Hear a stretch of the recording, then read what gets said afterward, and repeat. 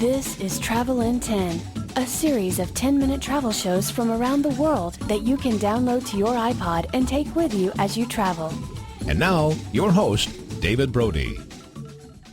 On today's episode of the Travel in 10 podcast, we're traveling back to Vancouver, British Columbia, Canada for the 2010 Winter Olympic Games. The city has radically transformed over the last couple of months in preparation for the Games, with new buildings springing up all around the city. Some of the first changes that you could see were in the actual Olympic venues themselves, places like BC Place Stadium, where the opening and closing ceremonies for the Games will be held, as well as the nightly victory ceremonies to celebrate medal winners each evening. Places up at Whistler, where the new ski jumps were built, bobsleigh tracks, luge tracks, as well as all the alpine venue itself. Then places like the new Richmond Oval, one of the most notable venues in the city itself, really a spectacular new landmark here in the city and the host of the speed skating events. But rather than looking at the competition venues, today we're going to be looking at one of the cultural sites, a place called David Lamb Park. This is really a place that you're going to find some of the biggest parties throughout the city during the Games. This has transformed into what's being called LiveCity Yaletown, one of several featuring concerts, festivals, events, all throughout the Games. Just a few weeks ago, this was really just a city park, a nice park on the ocean side, and really has transformed completely since then. The big screens have come in where you can watch the sporting events every day, the opening and closing ceremonies. Over 9,000 people were here for the opening ceremonies, and one of the first structures to go up was the Coke Pavilion. And if you're going to check out just one of the sponsored pavilions in David Lamb Park, I would say this is one place worth the wait. Hello, welcome to the Coca-Cola Happiness House. Come on in and open some happiness.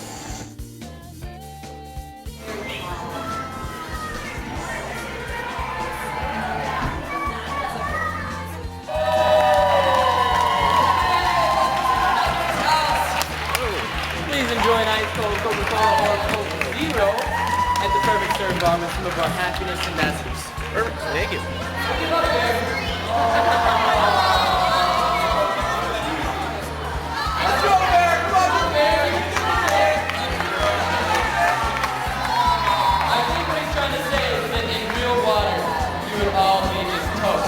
In addition to all the games and activities you're going to find in the pavilion itself, upstairs they've also got a private hosting area where Coke hosts all of their VIPs throughout the Games. Also has a balcony up there where people can watch the concerts for their employees and VIPs coming throughout the Games, and a media area upstairs as well.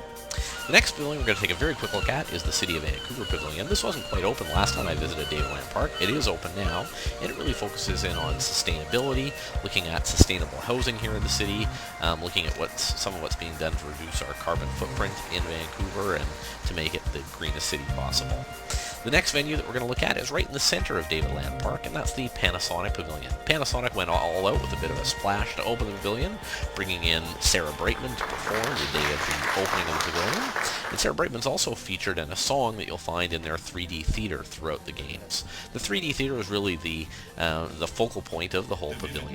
This is where Samsung's showing off some of its latest 3D technology, and every day they're going to feature slightly different films in the 3D theater, featuring the latest highlights from the Vancouver Games, as well as some highlights from past Games as well that really showcase their 3D technology in the best way possible.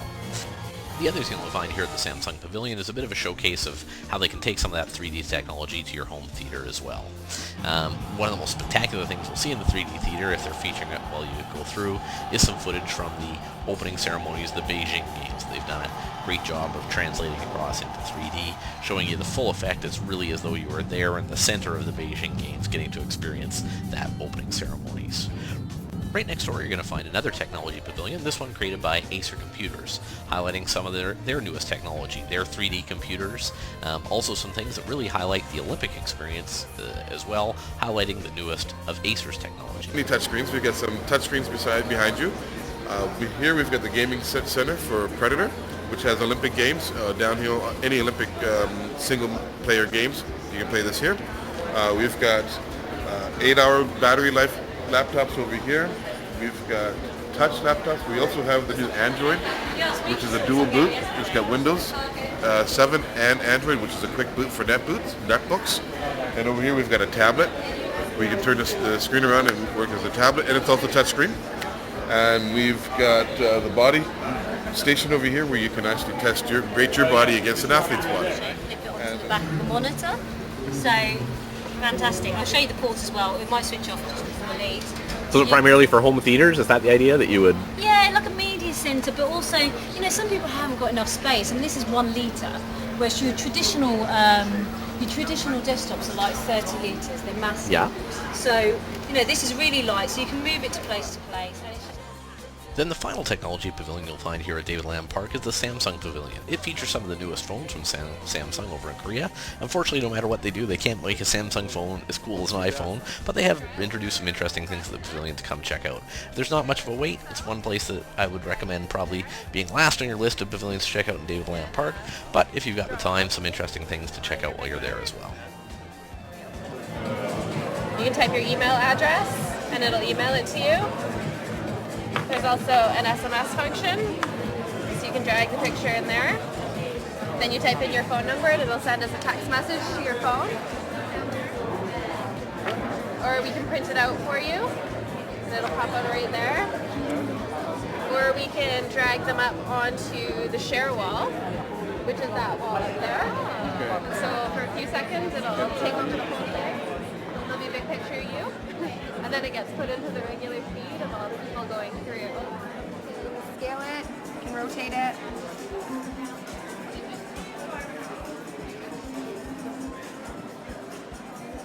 Move it around if you like. Just kind of play around. So what they're doing is every day they're handing out a free snowboard. And by the end, what you do when you're done creating your snowboard is you enter in your name and your email address and your phone number. And if they pick your design as the best one at the end of the Olympics, they're handing out one, which is your design. Now forget all the technology at the Samsung Pavilion. My favorite thing they had there were the sled dogs out front, something that hopefully they'll keep throughout the games. Also at David Lam Park, there's some great food pavilions you can check out, offering different foods from all around the world, so it makes a good place to stop, get a casual meal, and watch some of the games. You can try anything from around the world. The screens here make it a great place to sit and get some of the Olympic experience, and some great concerts as well. If you check out our new iPhone app on the iTunes Store, the Travel in 10 iPhone app will list all the concerts happening at David Lam Park. Hopefully you're here for the Olympics, you get a chance to come check some of them out and enjoy some of the atmosphere here at David Lam Park.